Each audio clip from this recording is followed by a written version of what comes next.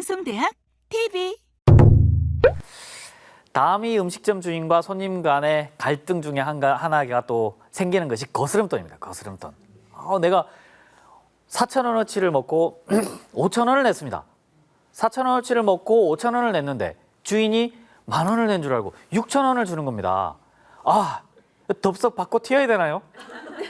아니면 나는 모르고 받았어요. 영수증하고 같이 주시니까 모르고 갔어요. 가다 보니까 내가 아까 5,000원 낸 것 같은데?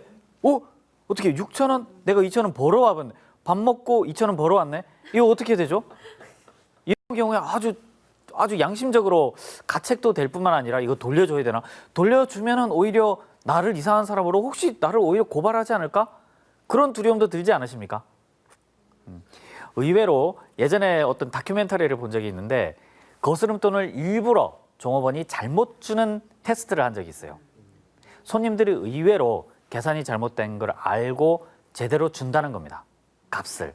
그러니까 예를 들어 뭐 4,000원짜리 커피를 마셨다. 그러면 5,000원짜리를 주면은 종업원이 일부러 6,000원을 주는 거예요. 일부러. 그래서 손님의 반응을 테스트하는 거죠. 양심 테스트. 의외로 한 10% 정도는 갖고 튀는데 90%의 사람들은 이거 잘못 나왔습니다 하고 그대로 준다는 거예요. 다시 돌려준다는 거예요. 그래서 참 믿을 만한 사회죠.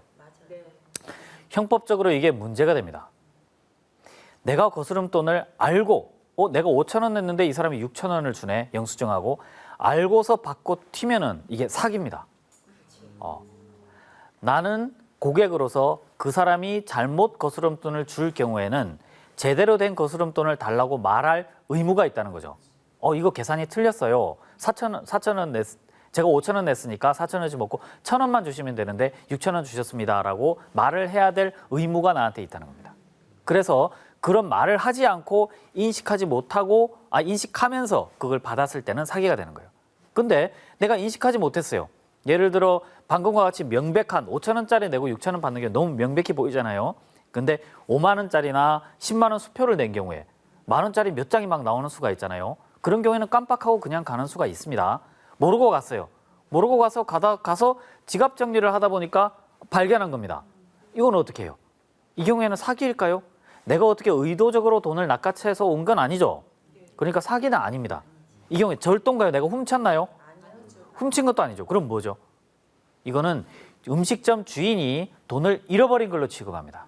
그래서 나는 점유이탈물 횡령, 점유이탈물 횡령죄로 돌려주지 않으면 주인 없는 돈을 주워서 도망간 꼴이 되는 거죠. 그래서 처벌받을 수 있습니다.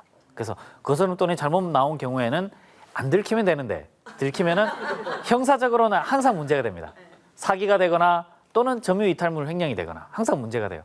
요즘 CCTV가 다 발달된 세상인데 맑고 밝게 살아야죠. 거스름돈은 다 그대로 주도록. 그리고 만약 편의점 같은 데서 그 알바하는 직원이 했다 해보세요. 알바하는 직원이 잘못해가지고 막 밤에 피곤하고 하니까 새벽 4시에 뭐 손님이 음료수 같은 거 사갔는데 거스름돈 잘못 내줬다. 그 친구가 토해내야 돼요, 나중에. 그런 친구를 생각해서라도 거스름돈이 잘못 나왔다. 그러면 일단 돌려주는 것을, 그죠? 거스름돈이 잘 나왔는지 세보고 돌려주는 것을 습관으로 해야 또 우리가 밝은 세상을 살지 않겠습니까? 그죠?